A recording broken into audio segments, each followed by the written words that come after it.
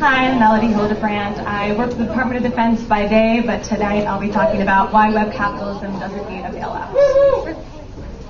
So free markets are under attack, and if Amazon bestsellers are any indication, we're experiencing not only an economic crisis, but often also a crisis of faith.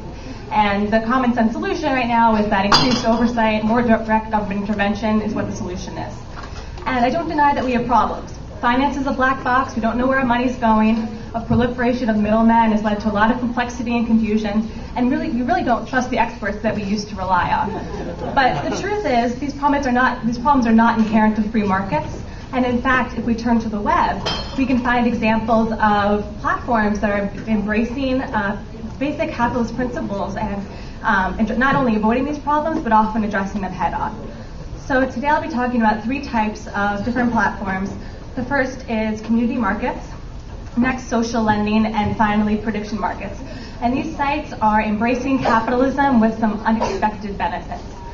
So first I'm going to begin with community markets.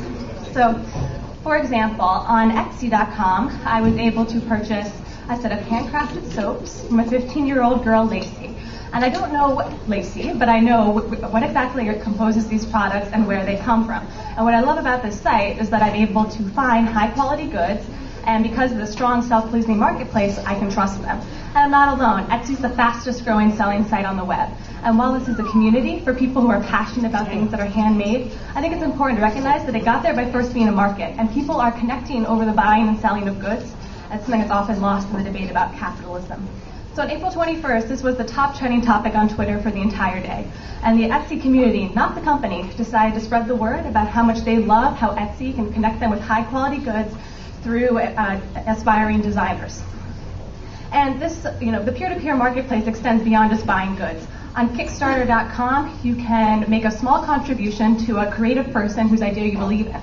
And the market aggregates all these small donations to collectively fund this person's project.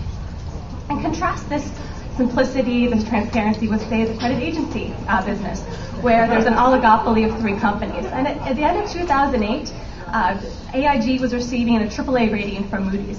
Where does this come from? No one knows, because the methodologies are a black box. So an alternative is being proposed by FreeRisk, which is an open source crowdsourced solution. So they're exposing that SEC data in a public API, which allows anyone to make their own risk calculator. And maybe a community of web geeks who are interested in finance can do better than Moody's together. So let's look at, transferring it over to peer-to-peer lending, where I was able on Lending Club and Microplace to lend directly to a family in the United States and to an aspiring entrepreneur in Kazakhstan. Money changes hands exactly once, and we never needed to go through a bank. And as an investor, I understand exactly what my risks and returns are, which at over 9% on Lending Club isn't too bad. And the system is purely free market.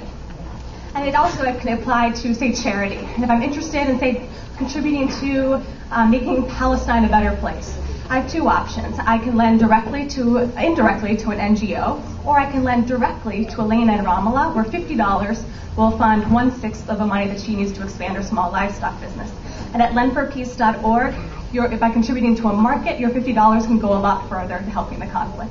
Turning to prediction markets, 2008 was a classic example. Buy and sell contracts online on future outcomes, and that item's price is an indication of its probability. So we can also take this and apply it to companies. When, say, you're the manager of a paper supply company, and you're considering the move into printers. So you want to be able to forecast what your sales might be like. And you could hire an expensive consultant, but what we really want to know is what your thousands of salespeople who are interacting with customers every day think.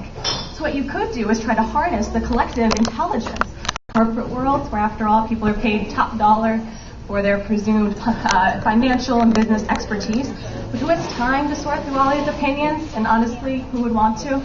So we've seen some common themes today. Transparency, evaluating risk through crowdsourcing, community connecting to a peer-to-peer marketplace, direct relationships, lend to Elena rather than to an NGO, and bottom-up decisions. Forget the expert and find collective wisdom in your employees.